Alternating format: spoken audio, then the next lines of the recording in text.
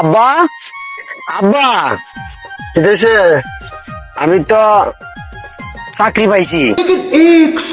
छोटा सा मेरा जहां है। বাবা তুমি চার চাকরি পাইছো? হ্যাঁ বাবা চাকরি পাইছিল, আমি বিমানের পাইলট। এত বড় বিমান কইলেন কত বাবা? আব্বা এত বড় বিমান তো মাটি প্ল্যান করেন না না। কই করছো তুমি? বিমান তো মোবাইলে ল্যান্ড করছি।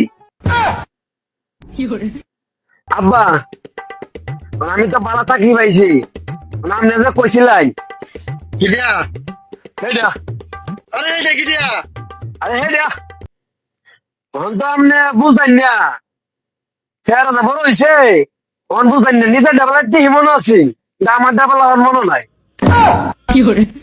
তাহলে তো কইছি আমি বিয়ে করাই বেটা। এবারে কুদ্দুর শরীর লাগে, কুদ্দুর শরীর আমি বেলা কাজ না কেন কারণ নেবি তুই? আমি যদি বেল লই আব্বা তাহলে আমরা মারে লইয়া কি কইছাস? আমরা যা আমরা আমারে বেল হইছো, আমরা কিছু কইছি আমরা লাইরন গেরে।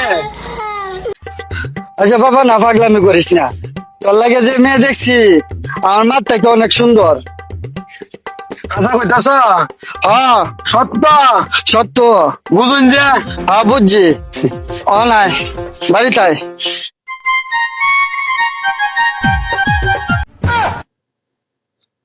বেটা, তুই যে আমার ধাক্কা মারছস, তুই কি আমার চিনস? আচ্ছা আমি কেডা? আমি একটা বিমান পাইলটের বাপ।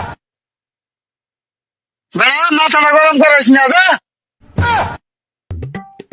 যেমন বিমান পাইলটের বাপ যা আমি জানি, সময় হলে বোঝা যাইব, বুঝছো?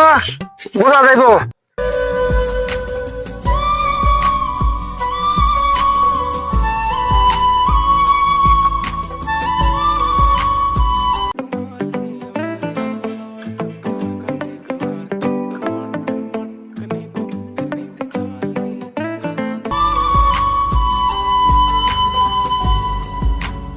আচ্ছা রে কম লাগবো।